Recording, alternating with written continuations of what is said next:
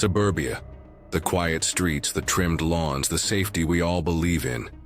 But what if the scariest stories don't happen in the woods or the desert? What if they happen next door? Behind those white fences and cozy porches, some homes hide secrets no neighbor dares to ask about. Tonight you'll hear 3 terrifying true horror stories, not from abandoned asylums or ghost towns, but from ordinary suburban neighborhoods just like yours. Stories of things that moved in basements, without a sound, of neighbors who never quite blinked right, of nights when the streetlights flickered and something watched. These aren't distant nightmares. They're the kind that makes you look twice at your front door before locking it.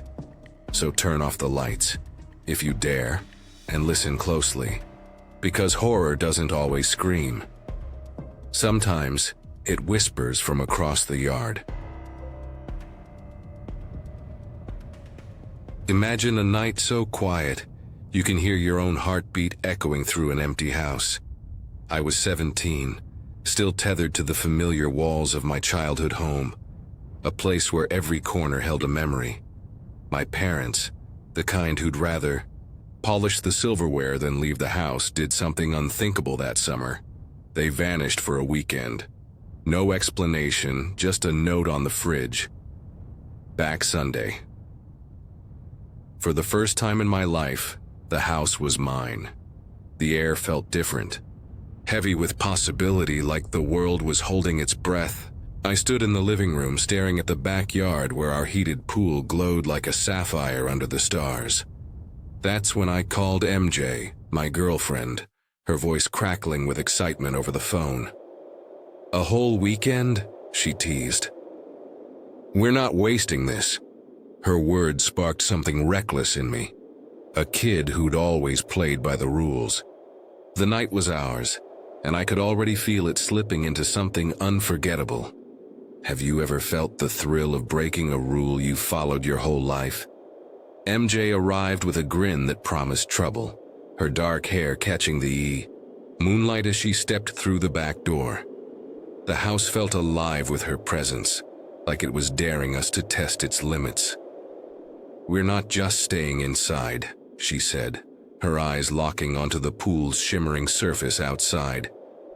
"Let's make this night unforgettable." I hesitated. I'd always been the good kid, the one who never crossed the line, but MJ's voice was a siren call, pulling me towards something wild. She suggested we swim under the stars, no clothes, just us in the night. "No one will see," she whispered, her laughter bubbling like the pool's gentle ripples. My protests about neighbors faded under her contagious energy. Before I knew it, we were in the water, the warmth enveloping us against the cool summer air. The house loomed behind us, its bay windows glowing like a stage, every room visible under the indoor lights.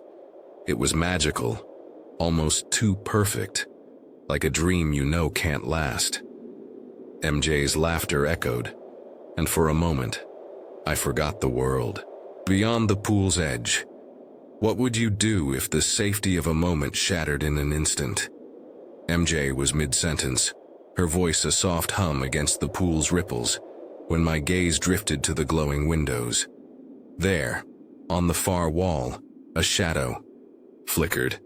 It wasn't a trick of the light, it moved with purpose, gliding across the living room like a specter. My stomach twisted, every nerve screaming that something was wrong.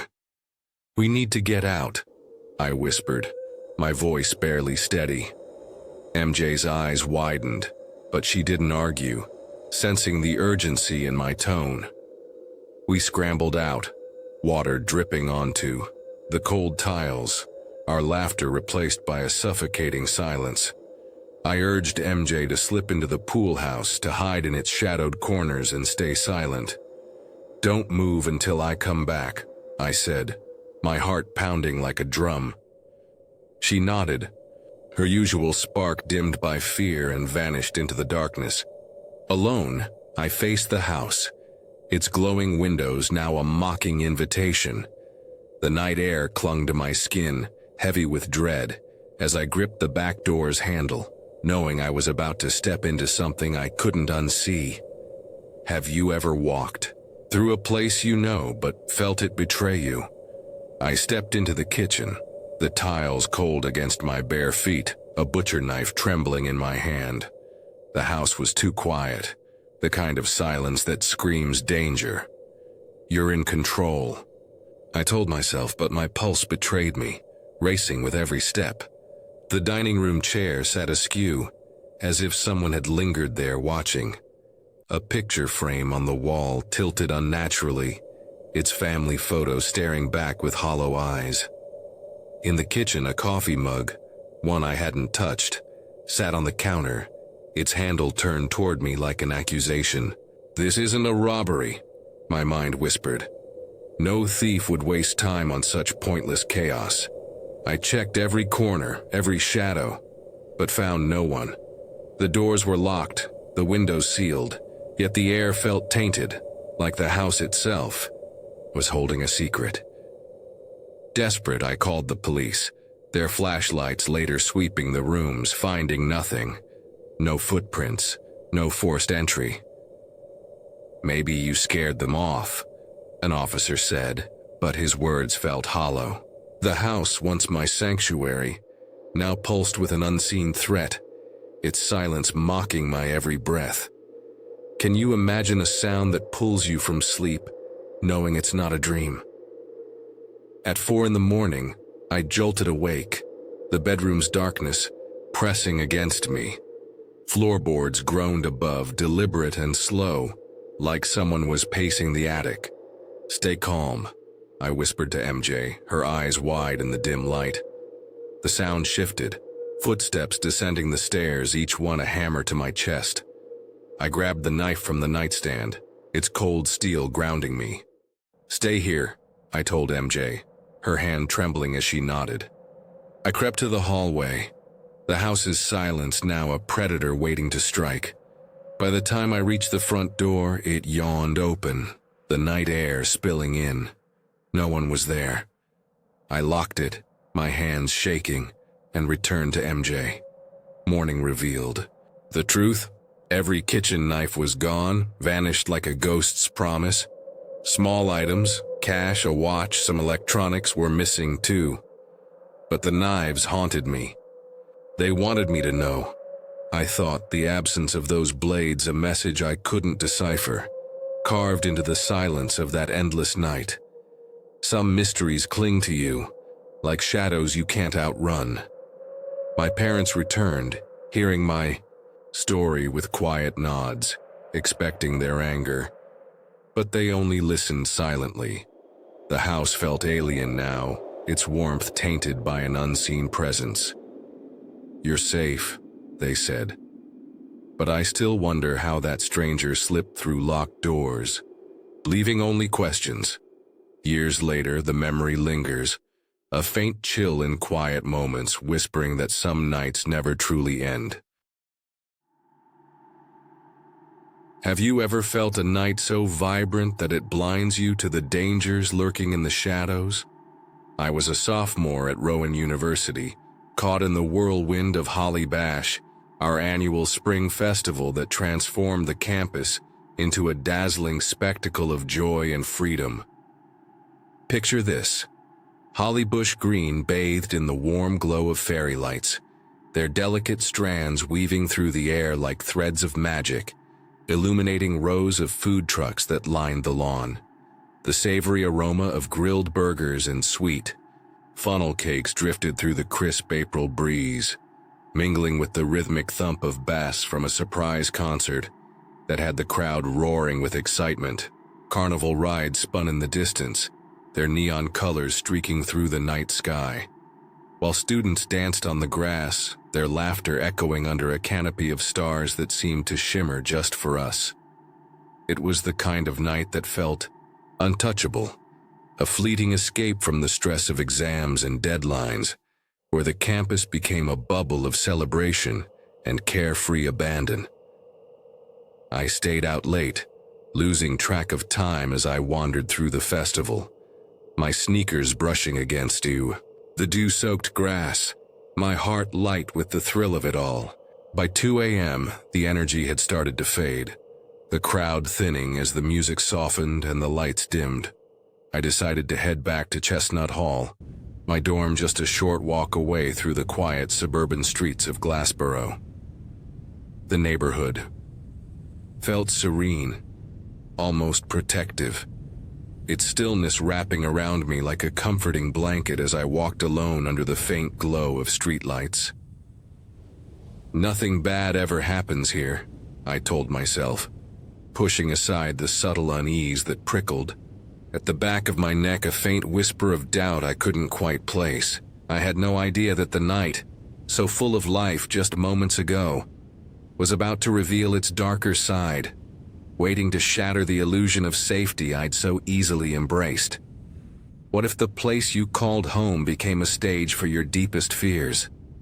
I swiped my ID card at the entrance to Chestnut Hall, the glass doors parting with a faint hum that echoed in the stillness of the early morning. The lobby stretched out before me, dimly lit by the cold, flickering glow of vending machines that lined the far wall, their neon signs casting long, distorted shadows across the tiled floor. The air felt thick, stale with the scent of cleaning products and the lingering warmth of a building that had been alive with students just hours ago. I headed toward the stairs, my footsteps muffled by the worn carpet, each step a quiet rhythm, in the otherwise silent space. Then something made me stop, a presence I couldn't ignore. In the lounge to my right, a figure sat motionless on a couch, his silhouette stark against the faint light filtering through the windows. He wore a black ski mask, its fabric absorbing the light, his eyes hidden behind an impenetrable void. My heart lurched, a wave of icy dread washing over me, rooting me to the spot. This wasn't a prank, not at 2:30 a.m., not in a dorm where I'd spent countless nights laughing with friends over pizza and late-night study sessions. The lounge, once a sanctuary of comfort and camaraderie, now felt like a trap. Its familiar, furniture turned menacing under the weight of that masked gaze. "Run!" my instincts screamed, a primal urge that overrode every rational thought. I bolted down the hall, my sneakers slipping slightly on the tiles as I ducked into the nearest bathroom, fumbling with the lock until it clicked into place. My breathing came in shallow gasps, the sound amplified by the cold, tiled walls that seemed to close in around me. I pressed my back against the door, my hands trembling as I strained to hear any sign of movement outside. The hallway was silent, but it wasn't the comforting silence of an empty dorm. It was the kind of silence that felt alive, as if the mask itself was waiting, watching, its presence a dark promise that I wasn't as safe as I'd thought. Memories of carefree nights in that lounge flooded my mind, but they only deepened the terror, making the contrast between then and now all the more horrifying. Can you feel the weight of unseen eyes tracking your every move? After what felt like an eternity, I cracked the bathroom door open, peering into the hallway's emptiness, the silence a fragile illusion of safety that I didn't quite trust. My chest tightened with every second that passed, but I forced myself to step out, my sneakers squeaking faintly on the tiled floor as I moved toward the other exit, desperate to escape the suffocating dread that clung to me. I told myself not to run, not to let panic take over, but my nerves were frayed, every shadow a potential threat. Then I saw him again, still seated in the lounge, his masked face now turned directly toward me, as if he'd been waiting for this moment all along. His bike leaned against the door, a chair wedged tightly between the frame and the wall, a deliberate barrier meant to trap me. My heart pounded, a deafening rhythm that drowned out the world as I fumbled for the pepper spray on my keychain, my fingers trembling as I gripped it tightly, holding it up like a shield. I didn't aim it at him, didn't dare speak. I just wanted him to know I wasn't defenseless, even as my body screamed otherwise. I passed him, his stillness unnerving, a predator savoring the fear he'd instilled, his presence a silent promise that this wasn't over. The moment I stepped outside, the campus I'd once known turned hostile, the night air biting at my skin as if it too had turned against me. 3 more masked figures appeared from the darkness, their bikes cutting through the shadows under the flickering streetlights, circling me like vultures closing in on prey.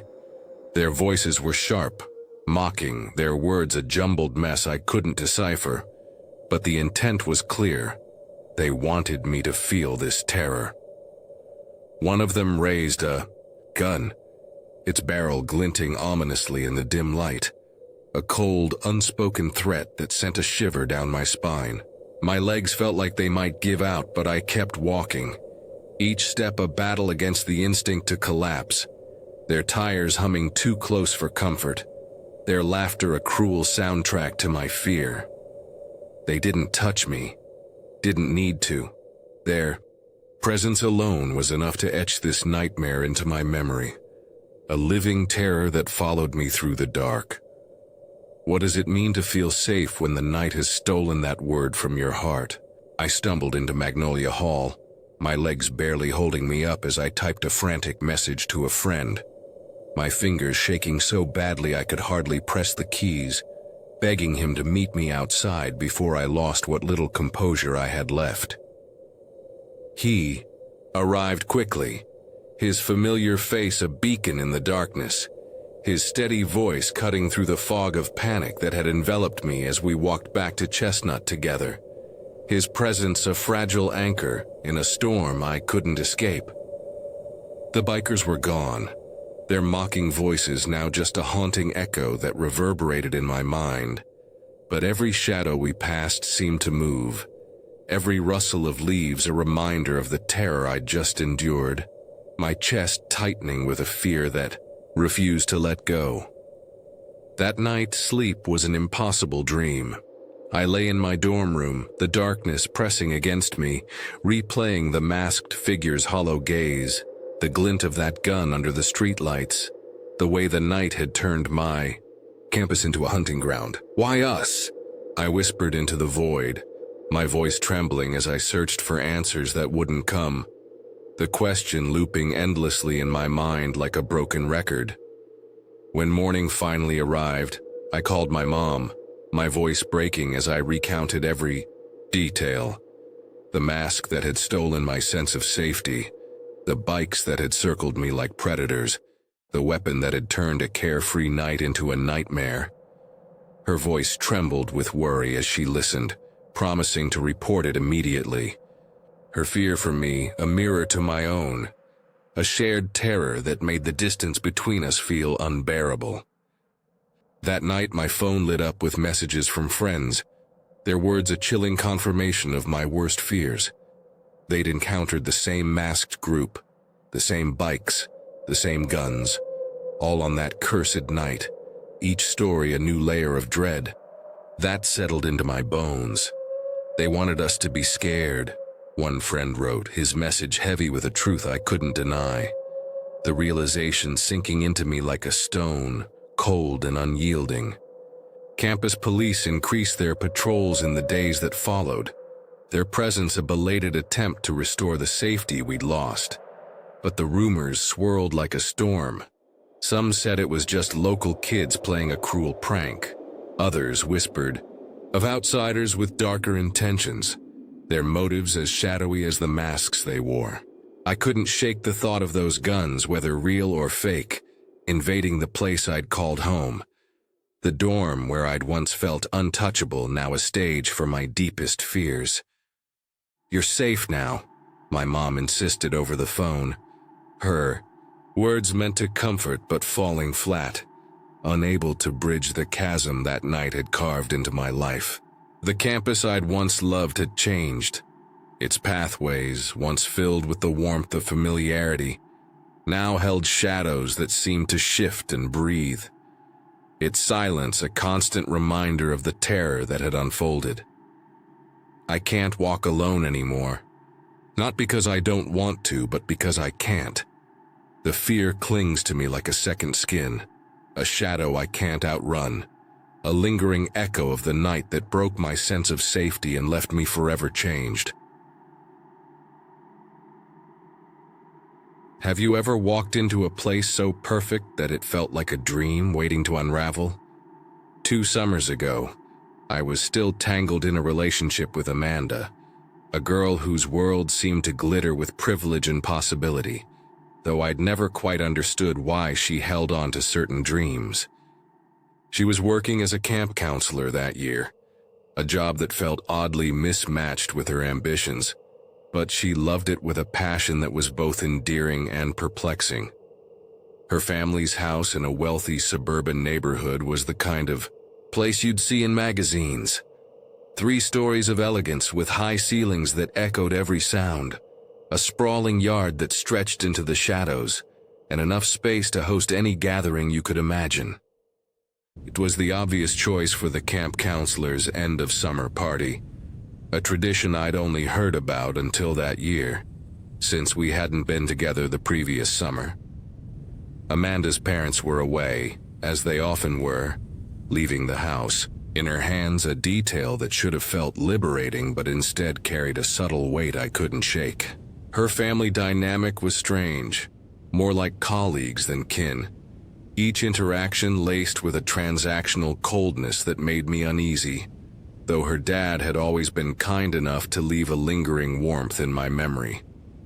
The party buzzed with life as dozens of counselors filled the house, their voices spilling into the backyard where the air was thick with the scent of grilled food and the hum of carefree laughter. Most of the guests were easygoing, their smiles bright under the string lights, but one stood out.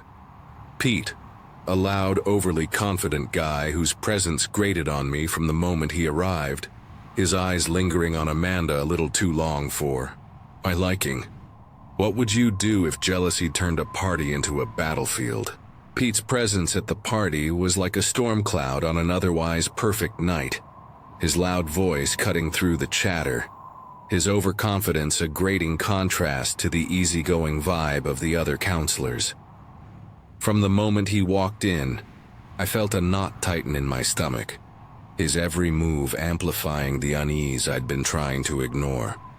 He wasn't just talking to Amanda, he was flirting, his laughter too familiar, his glances too lingering, each one a silent challenge to my place by her side. I'd been with Amanda long enough to trust her most of the time, but her habit of being overly friendly with other guys had always been a sore spot. A crack in our relationship that I tried to overlook but couldn't fully ignore. I didn't want to make a scene, didn't want to seem insecure in front of her colleagues, so I came up with a different plan, one fueled by a mix of frustration and a petty need to reclaim control. I started playing the role of the perfect host, offering Pete drink after drink, my smile forced but convincing as I handed him another beer, then a shot, then another, encouraging him to keep going. Let him make a fool of himself, I thought. My plan taking shape as the night wore on, the alcohol loosening his already brash demeanor. My tolerance was high. Thanks to my Irish and Mexican roots, I could handle more than most. But Pete was clearly out of his depth, his words slurring. By midnight, as he collapsed onto the basement couch, oblivious to the world, I felt a smug satisfaction. But Amanda saw right through me, her eyes narrowing as she pulled me aside, accusing me of orchestrating the whole thing. I denied it at first, but after a tense exchange, I admitted my role, the argument leaving a bitter taste in the air that I couldn't shake. Have you ever felt a chill that had nothing to do with the weather? The argument with Amanda left me restless, the party's noise now a chaotic hum that pressed against my temples, urging me to step outside for a moment of peace. I leaned against Amanda's car in the driveway, the cool metal grounding me as I tilted my head back to gaze at the stars, their distant light a stark contrast to the chaos inside. The air was crisp, carrying the faint scent of blooming flowers from the yard, and for a moment I felt the tension in my shoulders begin to ease. Then I saw him, a figure standing at the far edge of the property, motionless under the dim glow of a street lamp, his silhouette barely discernible in the darkness. "Who is that?" I wondered, squinting to make out his features, my unease returning like a wave. I called out, trying to sound friendly but firm, asking if he needed help, my voice cutting through the quiet night. He took a few slow steps toward me, his movements deliberate, and I could tell he was a man, though his face remained shadowed. He didn't answer my question. Instead, he asked if Amanda's parents were home, his tone eerily calm, as if he already knew the answer. My stomach twisted when he repeated the question, this time mentioning her parents by name, a detail that turned my unease into full-blown suspicion. He knows them, I realized, my mind racing with possibilities, none of them good. I lied, telling him they were inside, hoping to deter whatever he was planning, though a part of me feared he saw right through me. He nodded, muttered a simple acknowledgement, and turned to walk away, disappearing into the darkness down the street, leaving me with a lingering sense of dread that I couldn't shake. What would you do if the shadows you feared came to life? I tried to brush off the encounter with the stranger, retreating to the basement where the ping-pong table offered a distraction, the rhythmic sound of the ball a temporary escape from my unease. The house was still alive with the party, but the crowd had shifted upstairs to the pool table, leaving the basement quieter, a space where I could hear my own thoughts. Then the doorbell rang, a sharp note that pierced the hum of the party, pulling me back to the present with a jolt. Something about it felt wrong. Amanda had told everyone to use the back door, so the front shouldn't have been in play. I headed upstairs, my steps quickening as a nagging suspicion took hold, passing Amanda's room where she lay passed out on her bed, the chaos of the night oblivious to her. I realized I might be the only sober person left, a thought that weighed heavily as I approached the front door. A girl named Bella stood there, her eyes glassy with intoxication, barely coherent as she slurred that an older man claiming to be a family friend had come to return something. My blood ran cold when she admitted she'd let him in, her indifference a stark contrast to the panic rising in my chest. I raced upstairs to Amanda's parents' room, my worst fears confirmed. As I pushed open the door, drawers were yanked open, jewelry boxes lay empty. The closet a mess of scattered clothes, a clear sign of a robbery. He's still here, I thought, my heart racing as I caught a flicker of movement in the mirror behind me, a shadow darting out of sight. Before I could turn, he tackled me, the impact knocking the air from my lungs as we crashed to the floor, his hands clawing at my shirt in a frantic struggle. I pushed him off with a surge of adrenaline, and he bolted across the room, diving out an open window onto the roof, his footsteps fading as he dropped into the side yard and vanished into the night. How do you rebuild safety when a single night shatters everything you thought you knew? I stood at the window, my breath ragged, watching the empty side yard where the thief had disappeared, the darkness swallowing him as if he'd never been there. The reality of what had happened crashed over me like a wave, leaving me hollow. As I turned back to the ransacked room, the scattered jewelry and upturned drawers a stark reminder of the violation. I couldn't stay in that chaos any longer, couldn't bear to be the one to clean up the mess, so I called the police, asking them to clear out the party, knowing most of the local officers were familiar with Amanda's family and wouldn't take drastic measures. They arrived swiftly, their presence a temporary shield as they ushered the remaining guests out, their voices firm but calm in the early morning stillness. I found Pete in the basement, still passed out, and shook him, awake, ignoring the mess he left behind as he stumbled to arrange a ride home, his bleary eyes barely registering the night's events. The next morning, Amanda had no choice but to call her parents, her voice flat as she recounted the robbery, their anger a sharp contrast to her indifference, a rebellion that felt so quintessentially her, yet so out of place in that moment. They didn't bother involving the police further. There were no cameras, no evidence to chase, and they deemed it a waste of time, a decision that left me uneasy but unsurprised. How did he know they were gone? I kept wondering, the question looping in my mind, a puzzle with no clear answer. Part of me couldn't shake the feeling that the thief knew Amanda's family, that this wasn't a random act, but something more personal, a betrayal hidden in the shadows of their perfect life. Looking back, that night revealed more about Amanda than I'd wanted to see. Her carelessness, her disregard for the consequences, her ability to brush off even the worst moments as if they were nothing. It was a red flag I should have heeded, a warning I ignored until it was too late. The cracks in our relationship laid bare under the weight of that night. The house, once a symbol of grandeur and possibility, now felt tainted, its high ceilings and sprawling yard a hollow reminder of the safety we'd lost, a space that would never feel the same. Hindsight is always clearer, I told myself, the lesson bitter but undeniable, a memory that would linger long after the party had faded into the past, a night that changed everything. The house felt too quiet, as if it held its breath, waiting for me to notice what hid in its corners. In the fall of 2022, Harper and I craved a night to ourselves, a fleeting escape from the endless rhythm of parenting our 2-year-old Luna. Her tiny hands, always reaching for us, tethered our world to hers. With no family nearby, we turned to Sitter City, an app promising vetted babysitters.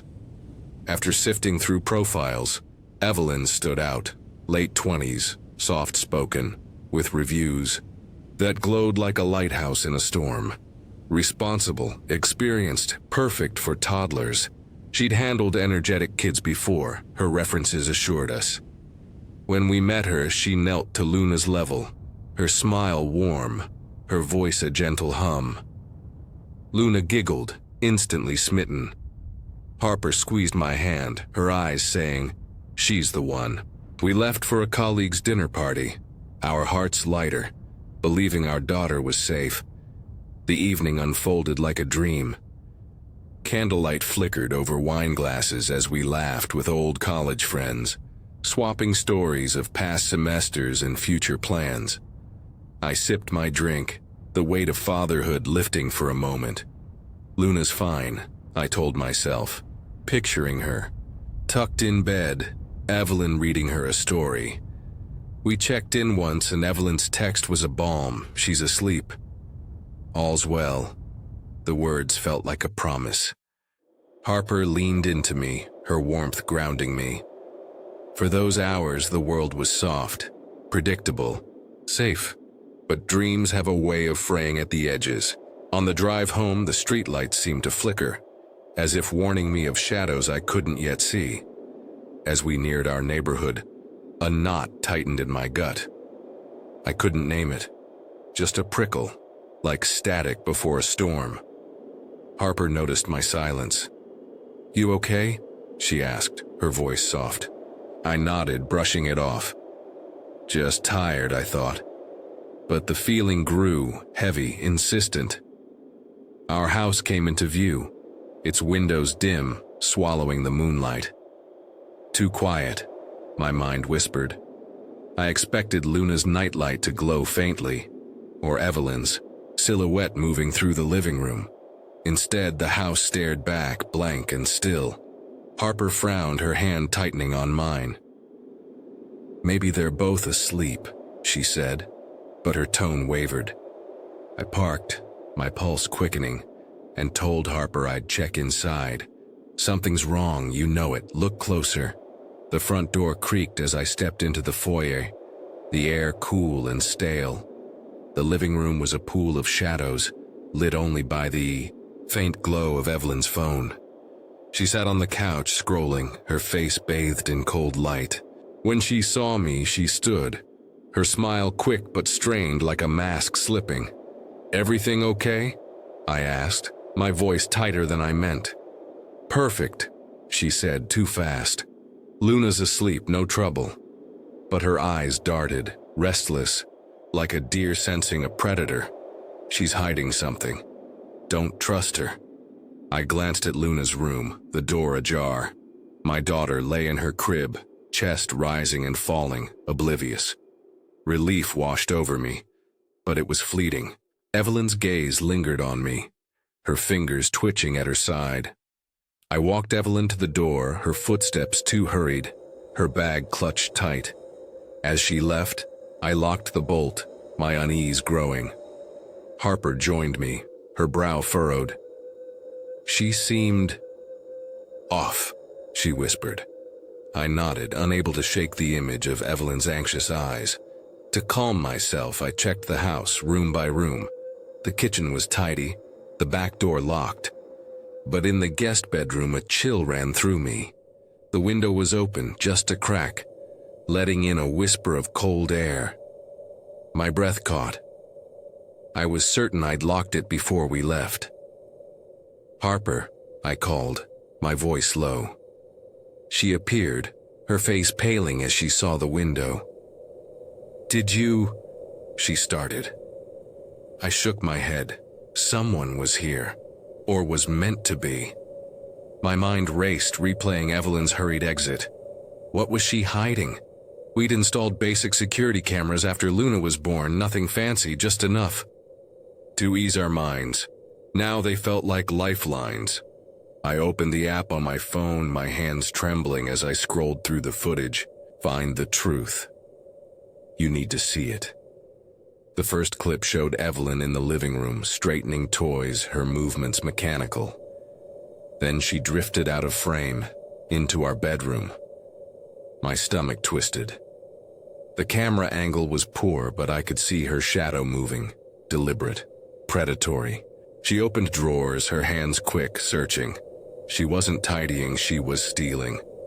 I leaned closer, my heart pounding. There, a glint as she slipped something into her bag. My watch, the one I'd left on the dresser, worth a few hundred. She betrayed us. I fast-forwarded, my dread deepening. Another clip from the kitchen. Evelyn stood by the back door, her posture tense, her head tilted as if listening. Then slowly she reached for the lock. The click of the bolt felt like a gunshot in my mind.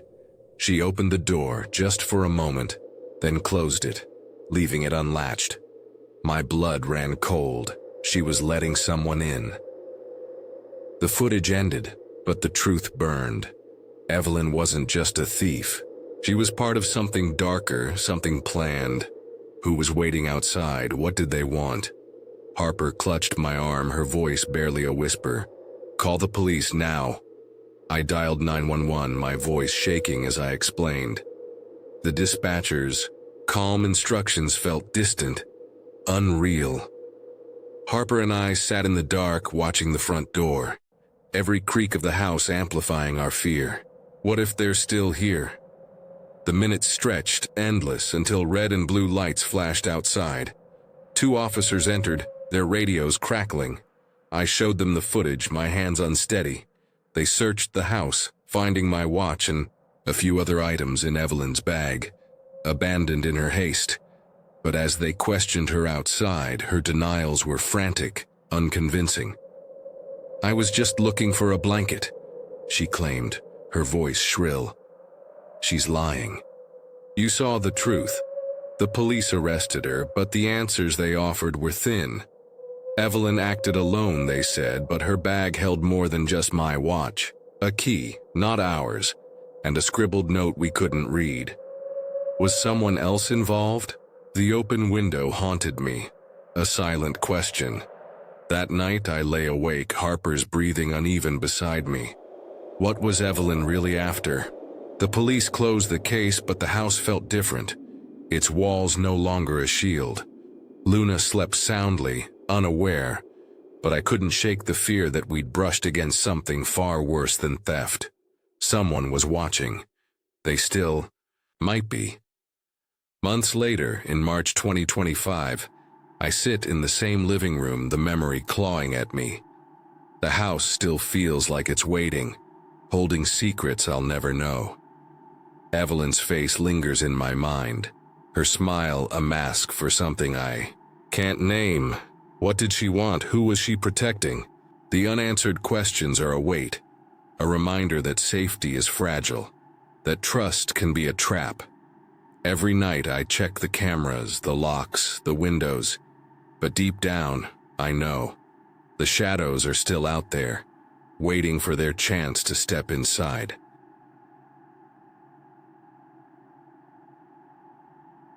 The air in Dublin that night felt like it was holding its breath, heavy with secrets it refused to whisper. I was 26, a South African student clawing my way through a postgraduate economics diploma at Dublin City University. It was late May 2023, and the weight of upcoming exams pressed against my chest like a stone. I needed a distinction, not just for me, but for my parents and 2 younger sisters back in Kecha, waiting for the money I'd send to fix their leaking.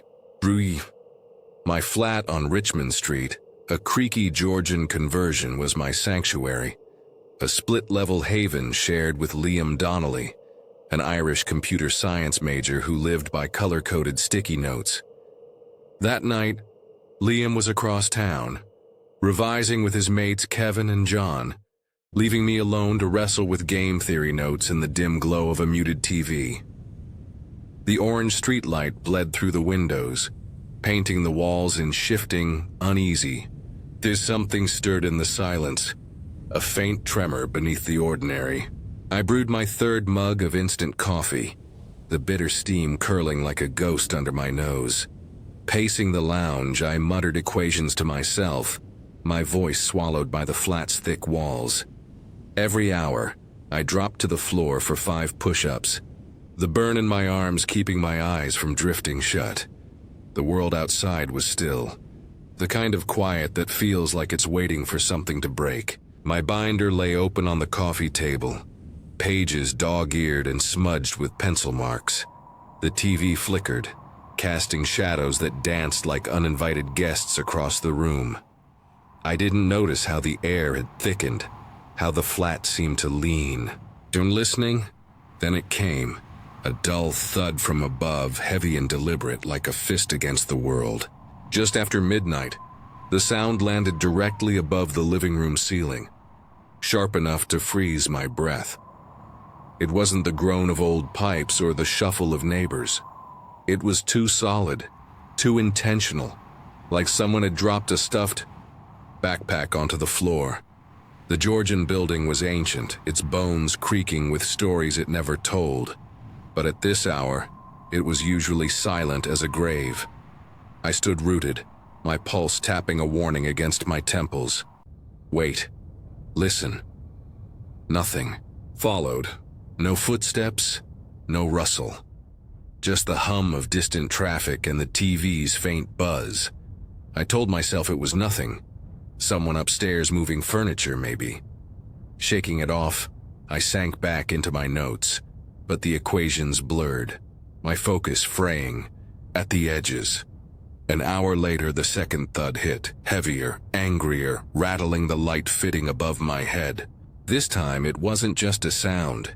It was a presence, a weight that pressed against the ceiling as if something up there was testing the boundaries of my world. My coffee mug trembled in my hand, the liquid sloshing against the rim. I sat down, my eyes darting to the ceiling, tracing invisible cracks I couldn't see. The flat felt smaller now, the walls closer, the shadows sharper. I grabbed my phone, flicked on the torch, and climbed the narrow back stairs to the storage room we never used. Each step creaked under my weight, the sound echoing like a heartbeat in the dark. The door was still locked, the carpet undisturbed, the windows latched tight. I called out a quiet, "Hello?" My voice sounded thin, swallowed by the silence. No answer. Just the faint drone of the city outside. Feeling foolish, I retreated downstairs, my torch beam slicing through the gloom. Fatigue wrapped around me, like a fog, pulling me under. By 3 a.m., I couldn't fight it anymore. I stretched out on the sofa, my textbook open across my chest, its pages cool against my skin. The flat was still, but not peaceful. There was an edge to the quiet, like the moment before a storm breaks. My eyelids grew heavy, the world softening at the edges. I drifted, caught in that hazy space between waking and dreaming, where shapes moved just out of sight. Then it happened.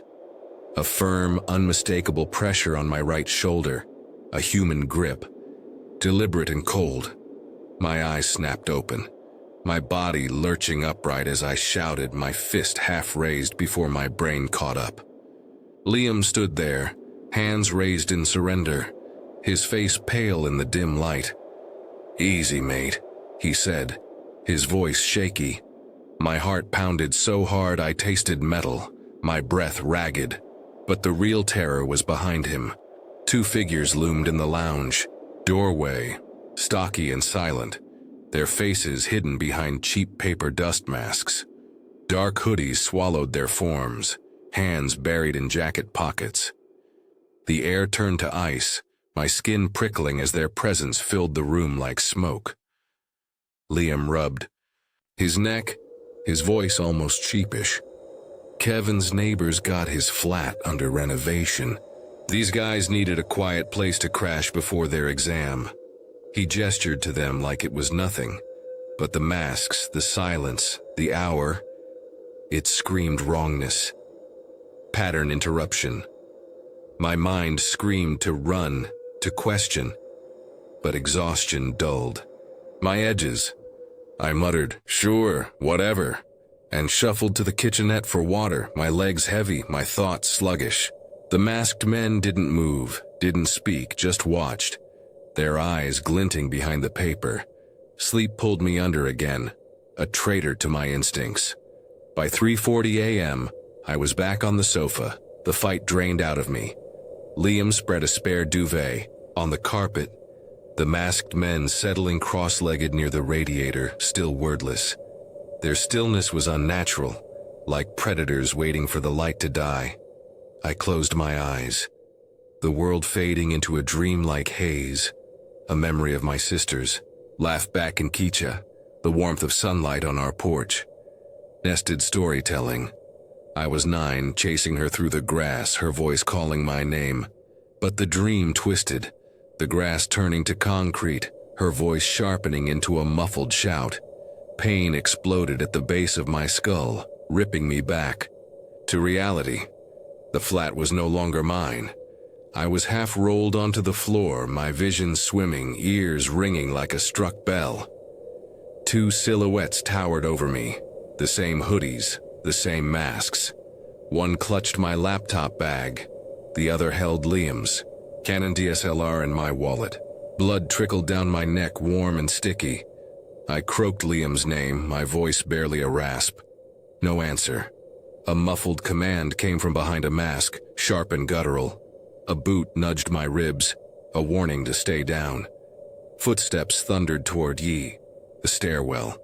The flat door slamming shut. Silence flooded back, broken only by the fridge's hum and my ragged breaths. Darkness swallowed me again. Sunlight burned through the curtains, dragging me awake.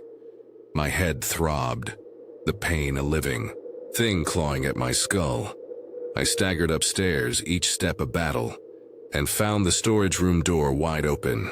Inside, Liam lay on his side, wrists and ankles bound with plastic zip ties, a TV antenna cable cinched around his waist. A sock gag muffled his panicked eyes. I grabbed the box cutter we kept for packages, slicing through the ties. He spat out, the sock, his voice trembling. "They're not Kevin and John." He described how after I'd passed out, the guests asked for blankets. When he turned, They blindsided him, dragged him upstairs, and ripped off their masks. Mid-30s, shaved heads, accents not local. They demanded valuables, passcodes, and threatened to return if we called the Garda. One rifled drawers while the other came for me. The Garda came, but answers didn't.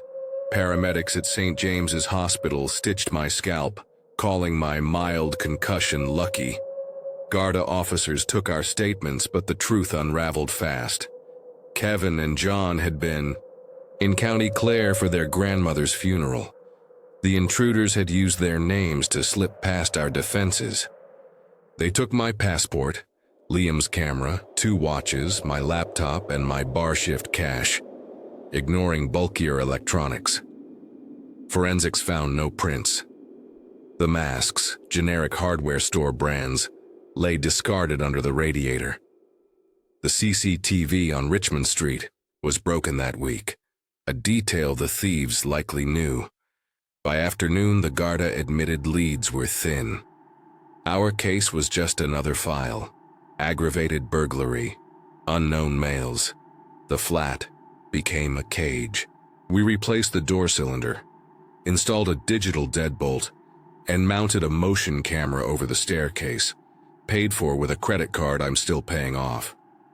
Exam season dragged on, but I couldn't pace the lounge without scanning every shadow. Liam couldn't sleep without a podcast droning in his earbuds. Sensory overload. The flat smells, old wood, coffee grounds, damp plaster, became suffocating. Every creak was a footstep, every flicker of light a masked face. I saw the shorter intruder's shoulder rise and fall, his silent laughter.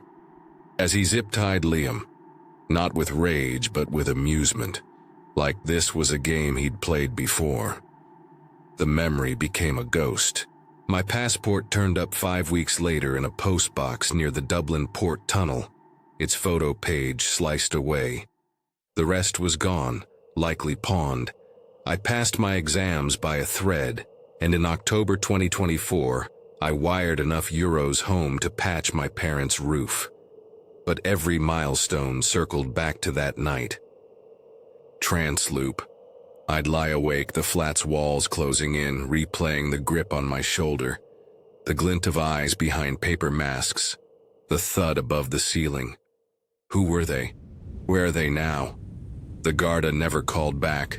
Some shadows never leave.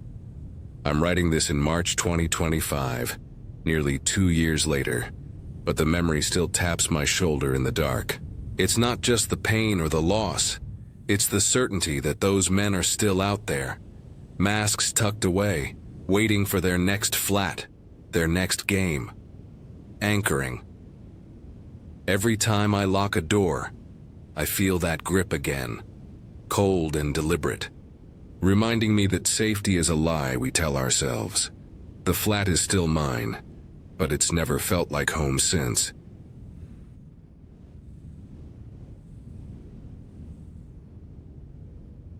The night was supposed to be ordinary, just another pizza run under the hum of my car's engine. But something waited in the dark, watching me from behind a curtain that wasn't supposed to move. I was 18, scraping by on tips to keep gas in my tank and distance between me and my stepmom, Diane. Her voice still echoed in my head, sharp and relentless, telling me I'd never amount to anything, that I was just like my real mom who vanished years ago. Palmo's Pizza was my escape, a job that let me drive through quiet streets, music drowning out her words. The smell of pepperoni and mozzarella clung to my jacket, a reminder of the hours I could call my own. It was a Thursday in September 2022, and I was praying for an easy shift. School loomed the next morning and I needed sleep. The shop was dead that night, just me, the cook tossing dough in the back, and the girl at the front desk doodling on a napkin. Around 9:30 p.m., a cash order popped up on the screen.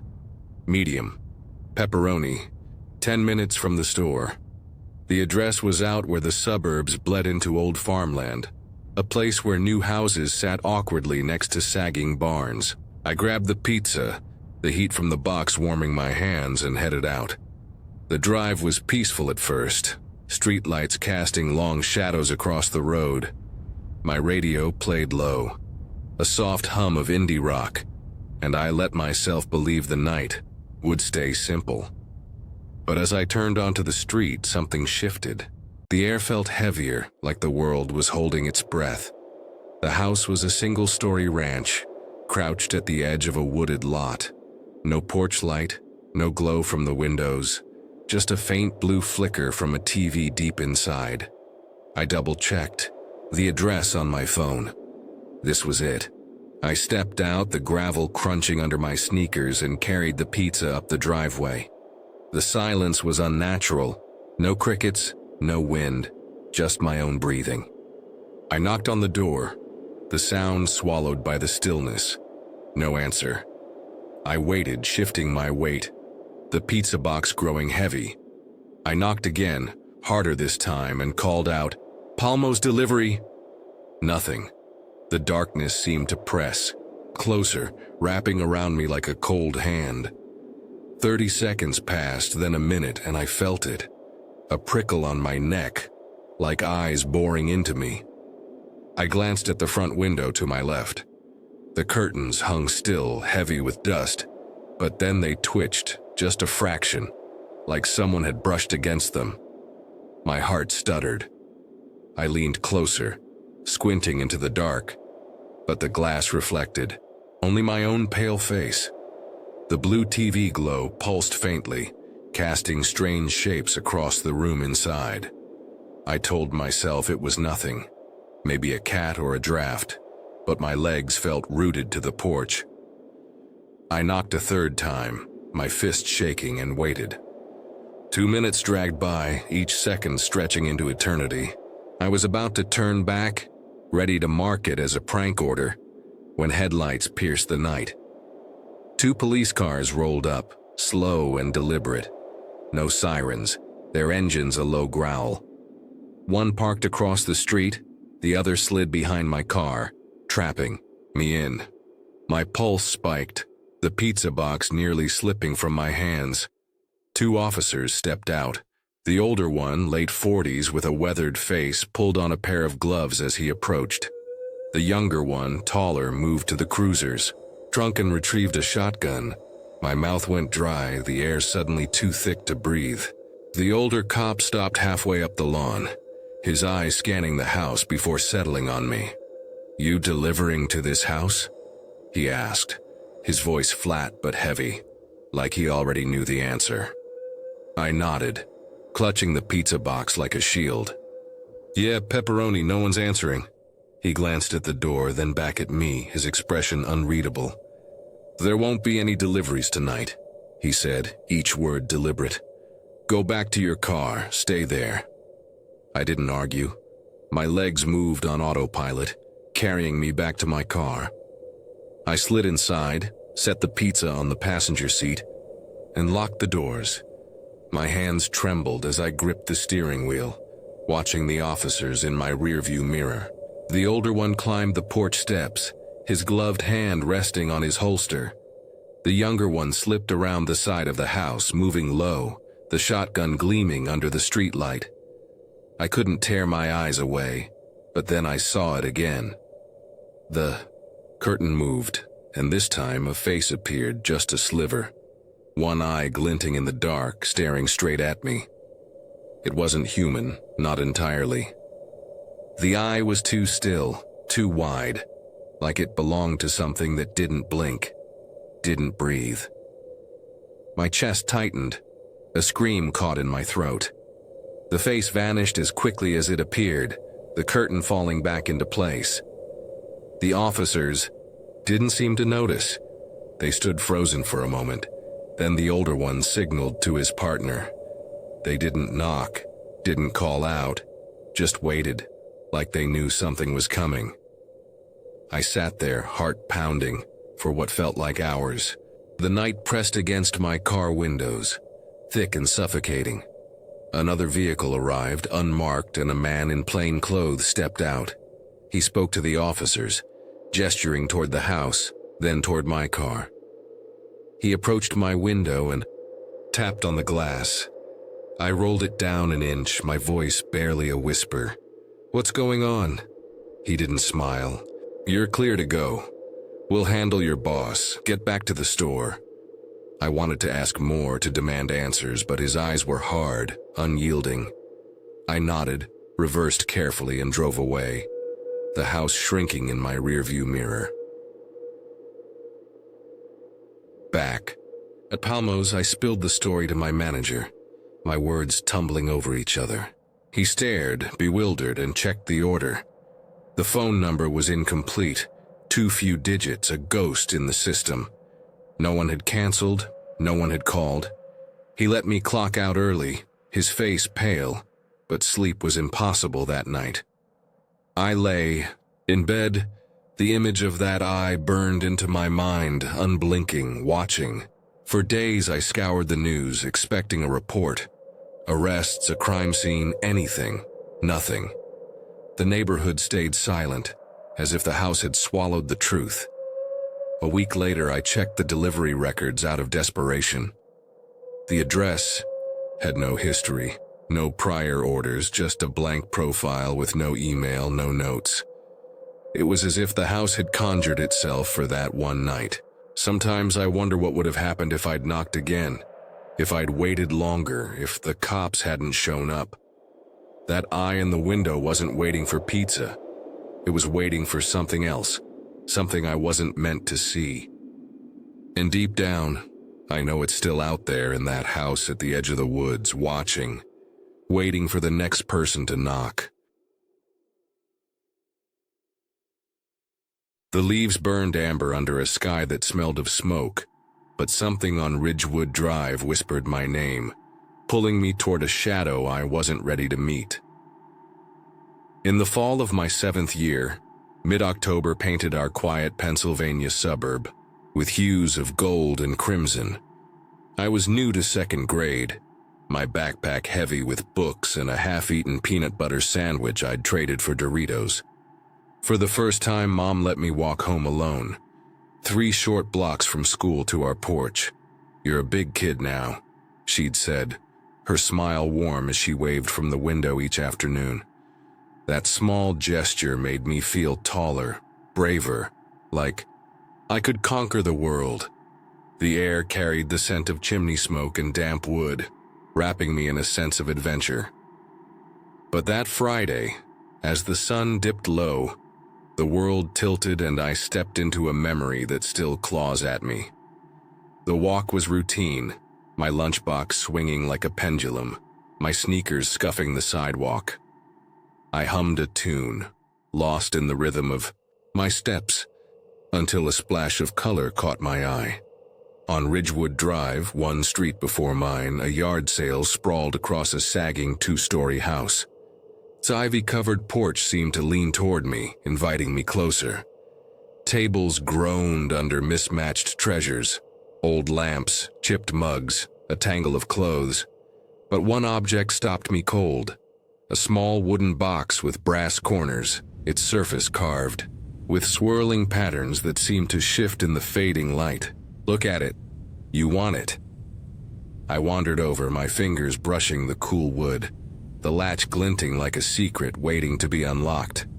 The initials CH were burned into its base, sharp and deliberate. "What's inside?" my mind whispered, curiosity tugging me closer.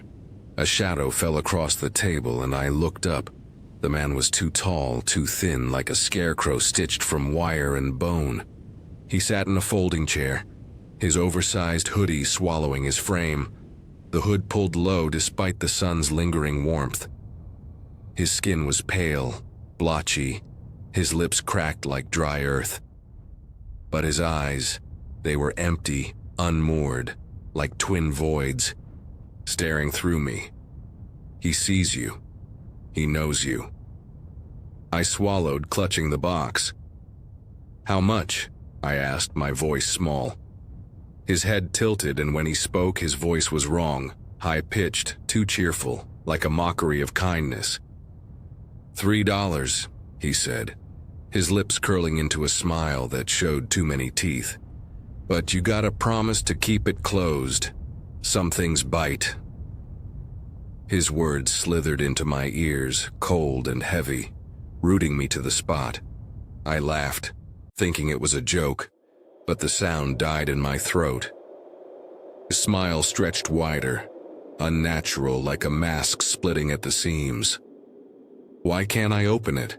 I asked, my fingers tightening on the box. Some things aren't meant to be opened, he said, his voice dropping, each word a stone sinking into my chest. Don't ask again. Run.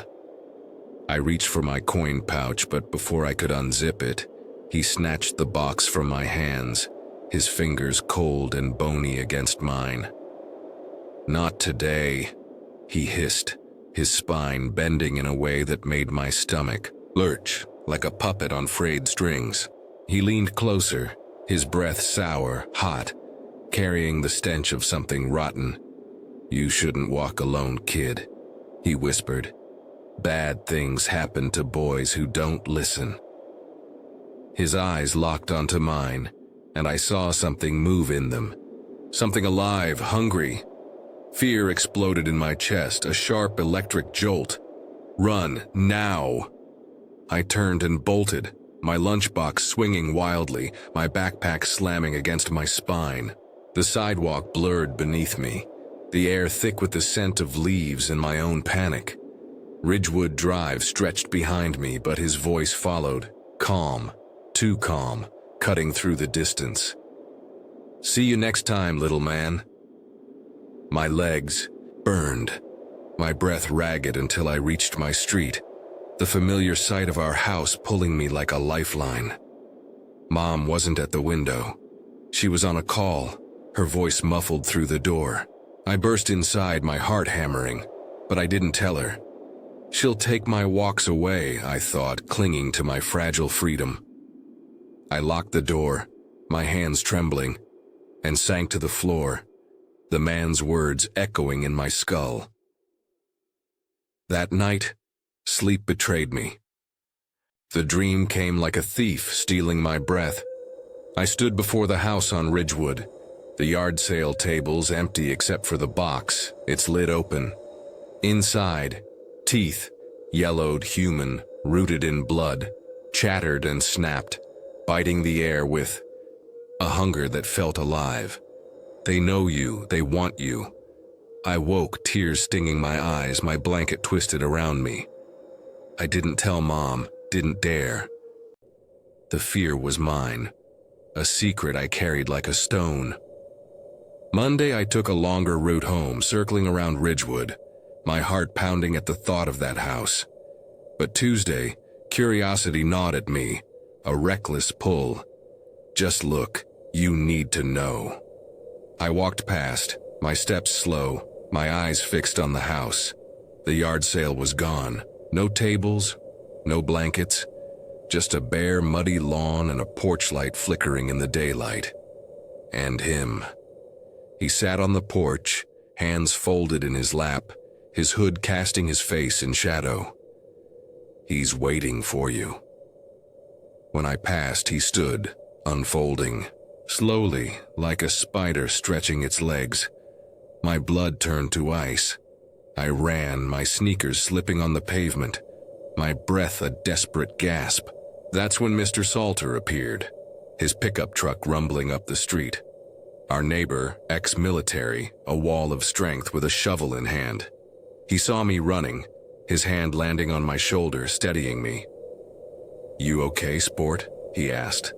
His voice gruff but kind. I pointed to the porch, my words tumbling out.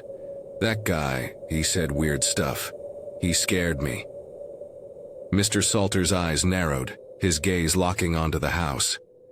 Go home, he said, his tone leaving no room for argument. Don't stop till you're inside, he'll protect you. But the fear stays. I obeyed, sprinting home, the door slamming behind me. The next day, a for sale sign stood in front of the house, its paint peeling, its windows dark. A week later, it was empty, the porch light dead. Mr. Salter never spoke of it, and I never asked.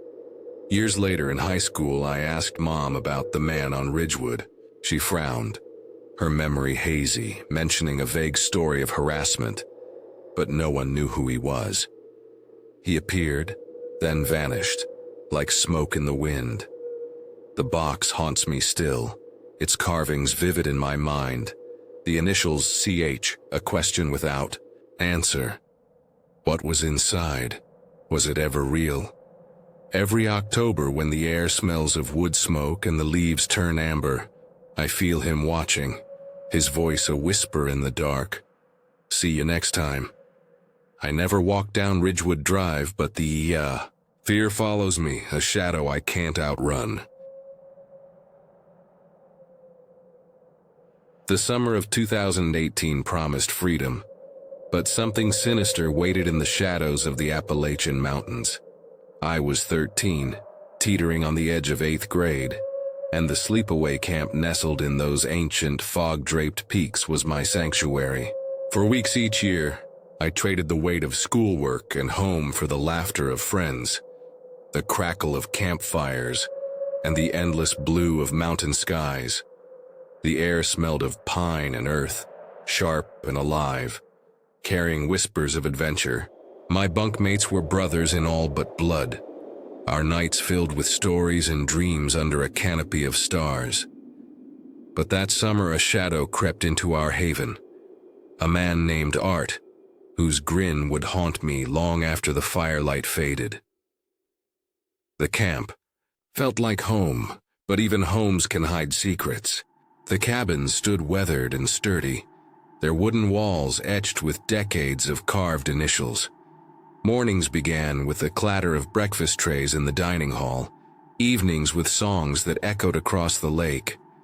I loved it all, the muddy trails, the sting of sunscreen, the way the wind carried laughter through the trees. But when Art arrived, a ripple of unease spread through the camp. He was new, a counselor in his 50s, his white hair stark against wrinkled skin that seemed too tight for his frame. His age set him apart. The other counselors were young, vibrant, barely out of college. Art's presence felt like a crack in the camp's rhythm, a note played out of tune. At first he seemed harmless, but his eyes told a different story. My bunk met him on the first day, gathered in our cabin's dim light.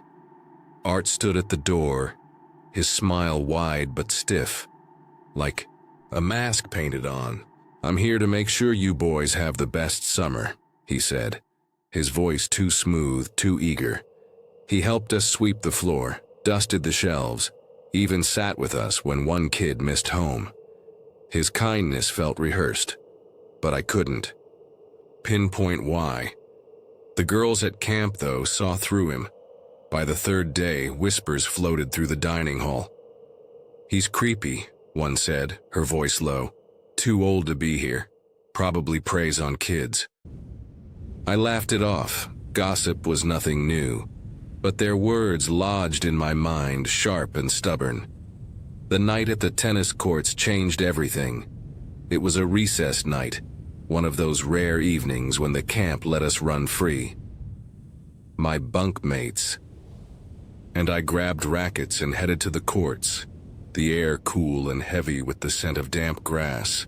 The floodlights buzzed overhead, casting jagged shadows across the cracked asphalt. We laughed, our voices bouncing off the trees, the ball thwacking against strings in a chaotic rhythm.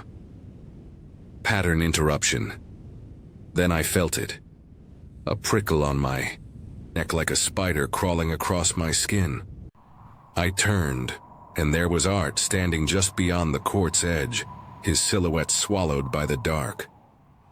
His grin stretched wide, teeth gleaming under the lights, too perfect, too still. It wasn't a smile of joy. It was something else, something that made my stomach twist. Embedded command. Look closer. See the way his eyes don't blink, the way his face seems to float in the night. I tried to focus on the game, but his gaze pinned me, heavy and unyielding. The bathroom incident broke the illusion. A few nights later, I stepped out of the shower, the air thick with steam and the faint tang of mildew. The cabin's bathroom was small, its tiles chipped, the mirror fogged over. I dried off, my towel damp against my skin, and noticed a shaving cream bottle on the sink. It was out of place. I was barely sprouting peach fuzz, and none of my bunkmates shaved. Curious, I picked it up, the metal cool against my palm. Sensory overload. The room seemed to shrink, the air growing heavier, the drip of the faucet loud in my ears. Then hands clamped onto my arms, tight as a vice. I spun around, heart slamming against my ribs, and saw Art. His face was a storm. Eyes narrowed, lips twisted into a snarl. "Don't touch my things, you little punk," he hissed, his breath hot and sour. "Do it again and you'll regret it." My voice caught in my throat, a weak yes slipping out. I stumbled out, still in my bathrobe, my skin crawling, as if his grip lingered. No one heard. No one saw. I didn't tell anyone. Shame burned too hot. The night of the screams tore the camp apart. It was the second week, a Tuesday or Wednesday after movie night. Art had the night off, a relief after the bathroom scare. My bunk trudged back to our cabin, the path lit by pale moonlight filtering through the pines. The air was crisp, carrying the faint hum of crickets. We were joking, our voices light, when a sound sliced through the night. Screams, high and frantic, like a flock of birds scattering. Nested storytelling. I remembered a story my cousin told me, about a fox caught in a trap, its cries echoing through the woods, desperate and raw. These screams were worse. Human, young, terrified.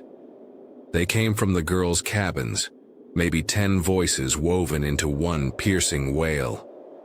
They stopped as suddenly as they began, leaving the night hollow. My bunkmates froze, our eyes meeting in the dark.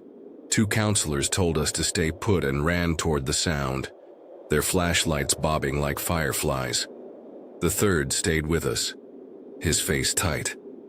We waited, the silence louder than the screams. Morning brought the truth, cold and jagged. At breakfast, the dining hall buzzed with whispers, the clatter of trays muted by tension. I sat with my bunkmates and a few older girls, their faces pale, eyes red. One spoke, her voice barely above a whisper, and the story spilled out. The younger girls had heard noises in their bathroom while their counselors were outside. Curious, they opened a stall door and found Art sitting on the toilet, pants down, his body exposed. He grinned, that same unnatural grin, and said, "Hey, pretty girls." The girls screamed, fleeing into the woods, their voices carrying the terror. We'd heard. Counselors rushed in, found Art still there, unashamed. 3 men pinned him down, his laughter cutting through their shouts. The camp police arrived, dragging him away in cuffs. The girls' cabin was abandoned that night, its walls tainted, the girls scattered to other bunks. Trance loop. I saw his grin in my mind, over and over, floating in the dark, teeth gleaming, eyes empty. The camp was never the same. I returned for one more summer, but the magic was gone. The trails felt narrower, the lake colder, the laughter forced. Art never came back. Rumors said he was locked away, maybe for good. I hoped he was suffering, that justice held him tight, anchoring. Every summer breeze now carries his shadow, a reminder that monsters wear human faces. Those girls, so young, carried scars I could only imagine. I carried my own, a quieter fear, but no less heavy. Sensory overload. The smell of pine, once comforting, now twists my gut, pulling me back to that night, to the screams, to the grin that broke the summer. It started with a simple sail, A heavy old cabinet I needed gone, but some things don't leave when you let them go. They follow you, their shadows trailing just out of sight. It was May 2022, and I'd just moved into a cramped one-bedroom apartment in Columbus, Ohio. The place was a fresh start, a chance to build something of my own after years of drifting. My parents, downsizing their old house, had sent me a pile of furniture, including a massive antique wooden cabinet. Its dark oak loomed over my living room, its carved edges catching the light like they held secrets. It was beautiful, valuable, even, but it choked the space, making my apartment feel like a museum for someone else's life. I needed it gone. Sunday morning, I snapped photos of the cabinet, its brass handles glinting under the sunlight streaming through my window. I posted it on Facebook Marketplace, expecting the usual haggling. Within minutes, messages flooded in, most offering half my asking price. But one stood out. Derek, no profile picture, just a name and a quick note agreeing to pay full price. No questions asked. His eagerness felt odd, but I brushed it off. Cash was cash. By noon, he was at my door. Derek was in his mid-30s, lean, with sharp eyes that darted around my apartment. He wore a dark jacket, jeans, and a smile that didn't reach his face. He inspected the cabinet like a surgeon, opening each drawer with deliberate care, running his fingers along the wood's grain, measuring compartments with a small tape measure he pulled from his pocket. I thought he was a collector, maybe obsessive about craftsmanship. "Perfect," he said finally, handing me a stack of bills. He refused my help loading it into his truck, his voice firm but polite. "I've got it," he repeated, hauling the cabinet out alone. I watched him drive away, relieved to have my space back. Life settled into routine. Work kept me busy, and the apartment felt lighter without the cabinet's weight. But by Wednesday evening, something crept into the edges of my days. Driving home from the office, I noticed a white sedan in my rearview mirror, keeping pace through every turn. Its headlights were steady, never speeding up, never falling back. Columbus was a busy city. Cars followed each other all the time. But this felt different. I tested it, taking a sharp left, then a right through a quiet neighborhood. The sedan stayed with me, a silent shadow. My stomach twisted, but when I pulled into a gas station, it vanished down a side street. I told myself it was nothing, just paranoia from too many late nights. The next day, the unease grew. Leaving work, I spotted a dark SUV parked across from my apartment, its tinted windows hiding the driver. I froze, keys in hand, the air suddenly too heavy. I hurried inside, locking the door, but my eyes kept drifting to the window, half expecting the SUV to still be there. It was gone, but the feeling lingered, like someone had brushed past me in the dark. By Friday, it wasn't just one car. A gray pickup trailed me to the grocery store, disappearing when I doubled back.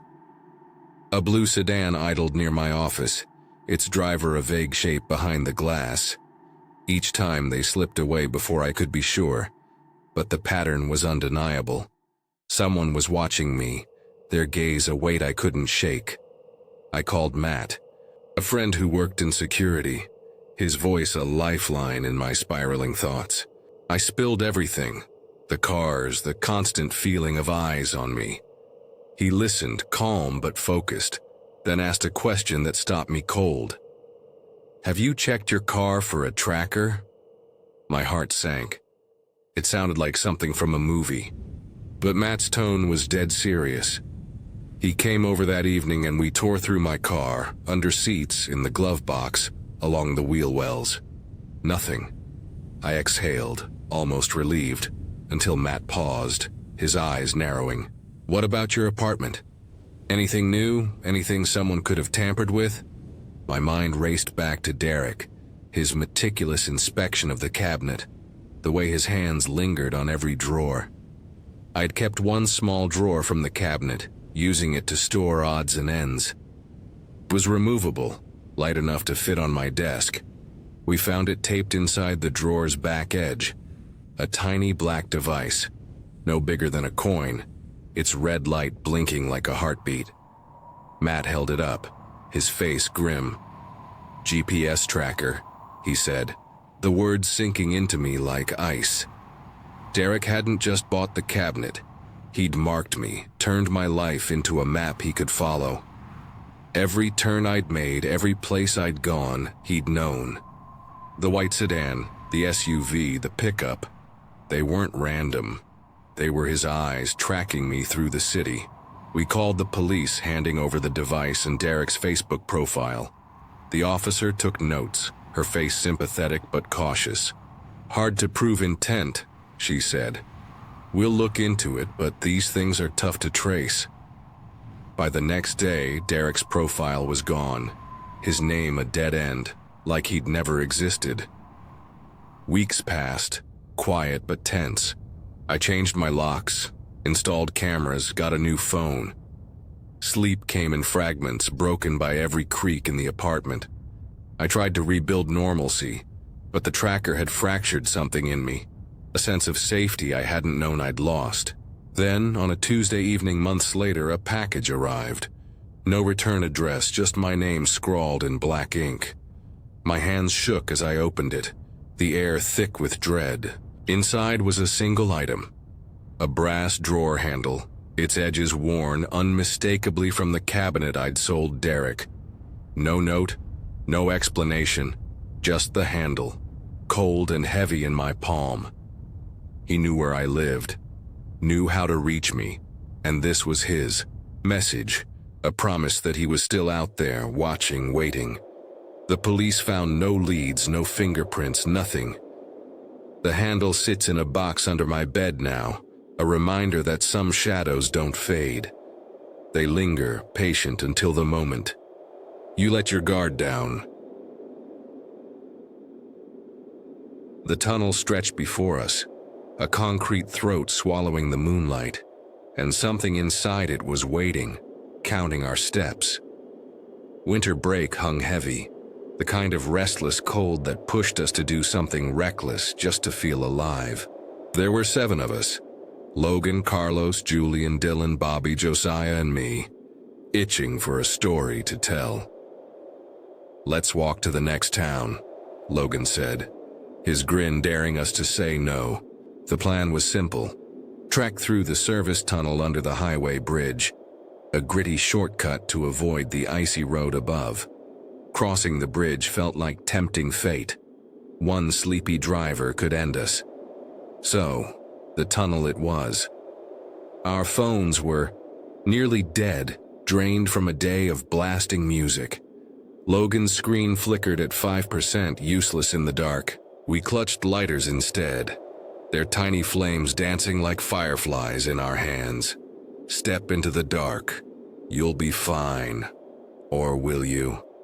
The tunnel's mouth loomed, its walls slick with frost, the air sharp with the smell of damp stone and stale oil. Our footsteps echoed, an uneven rhythm swallowed by the groan of trucks overhead.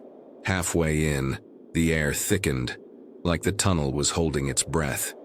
I noticed it first, a shape moving ahead of Logan, tall, deliberate, weaving around. Rusted beams and scattered debris. Its gray puffer coat crinkled under our flickering lights. The sound sharp, unnatural. "Who's that?" I thought, assuming it was Carlos, who owned a similar jacket. But Carlos's voice cut through the dark behind me, joking with Bobby about the slippery floor. My stomach twisted. "There's someone else here, count them." I glanced at Logan, his face pale in the lighter's glow, his eyes fixed on the figure. No one spoke, our breaths clouding the air, each exhale a soft whistle against the tunnel's hum. It's not one of us. We reached the tunnel's end, moonlight spilling over the snow like spilled milk. Logan stopped, his voice low. 1, 2, 3, 4, 5, 6, 7. He counted, his finger pointing to each of us. Then he frowned. "I saw someone else up front. Didn't one of you lead?" Carlos and I spoke at once. We saw it too. Julian laughed, thinking we were joking, but his smile faded when he saw our faces. To him, Dylan, Josiah, and Bobby Logan had been first the whole time. They hadn't seen the eighth figure, the shadow that moved with us, silent, unseen by half our group. It was there. You know it was. We scrambled up a snowy slope, our sneakers sinking, toes numbing in the slush. The town ahead was a ghost, its streets empty. No late-night cafe or gas station to warm us. Something followed us, out of that tunnel. Feel it. Behind a discount store, we found giant metal storage containers, their surfaces glinting under a weak street lamp. Bobby, ever impulsive, spotted a rusted axe head. No handle, just iron, and tried prying a padlock. The clink of metal felt too loud, like a signal to whatever watched. An elderly woman's screech shattered the quiet from a porch across the alley, her voice a blade. We scattered, squeezing between a container and a chain-link fence, the metal scraping our backpacks, tearing at our sleeves. We spilled into a stranger's yard, darted through bushes, and cut through thin woods until we reached the middle school. Our plan was desperate. Plug a phone into the outdoor outlets by the cafeteria, charge it, order pizza. But a security guard's flashlight beam sliced through the dark, his shout sending us running. He's not the threat. Something else is. Logan vaulted the first fence like a champion, his arms flailing, Dylan's laugh breaking the tension. "Bro looks like cartoon cowboy!" But the humor died fast. I dropped my phone, its screen cracking in the snow. Bobby, still gripping the axe head, stopped to help me dig it out. Our fingers numb, our breaths frantic. We're too slow. It's catching up. By the time we reached the tree line, the others were gone. Their footprints a faint trail under cloud-filtered moonlight. The path led to a maintenance shed, its faded lamps casting a sickly glow. Logan, Josiah, and Dylan lingered near the trees, while Julian, Bobby, Carlos, and I crept closer. "Look inside. You need to know." As we circled the shed, a shape emerged near the door. A massive creature, its back as high as my waist, its fur matted, its eyes glinting like coins. Not a dog. Not anything you know. I spun, shouting, "Big dog! Huge dog!" Julian pivoted, slipped and slid across the snow. His fall absurd until his face changed. His eyes widened, his color drained, and he ran, snow spraying like smoke. I tried to joke, "We've got an axe." But Logan's group bolted into the forest. No explanation, just raw panic. Instinct took over. We split, branches clawing our arms, the dark swallowing our paths. "It's behind you. Don't look back." Moonlight barely pierced the clouds, guiding us back to the tunnel's mouth. Our batteries dead, our lighters spent. Dylan, shaking, struck his last 2 lighters, leaving them flickering on a concrete rail by the entrance. "I left a light so we can find the hatch," he said, his voice small. Logan froze. "You what?" "Gas can build up in here, those flames could kill us." Fear surged, faster than any guard or beast.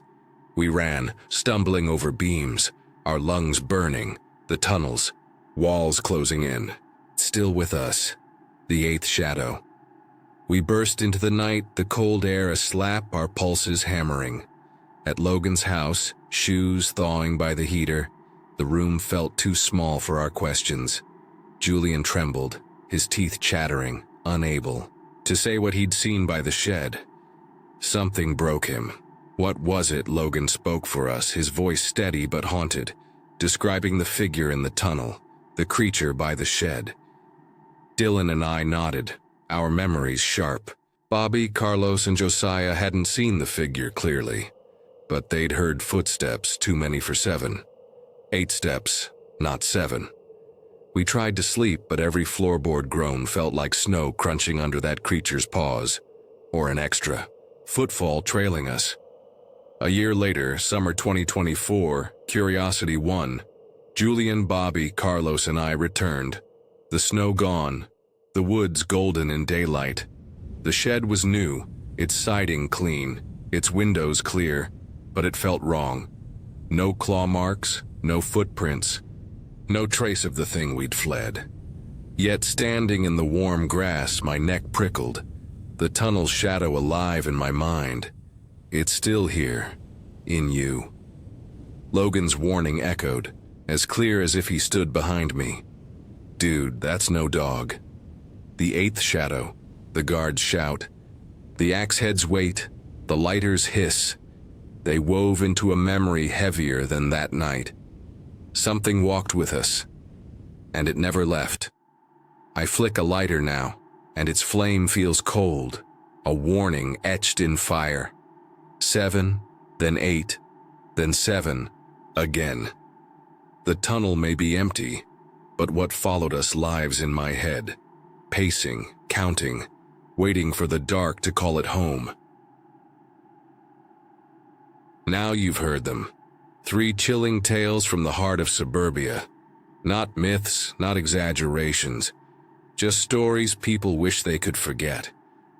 But you and I both know they won't, because once you've seen the cracks behind the curtains, once you've felt that invisible presence while walking your quiet street at night, you can't unfeel it. And here's the thing, there are more stories, more strange phone calls, more locked doors that opened anyway, more nights that ended in silence, and police tape. So if you're ready to go deeper, hit subscribe, turn on the bell, and return for the next collection. Because the next story, it might not come from some far-off town. It might come from right across the street. Or maybe it's already started in your own home.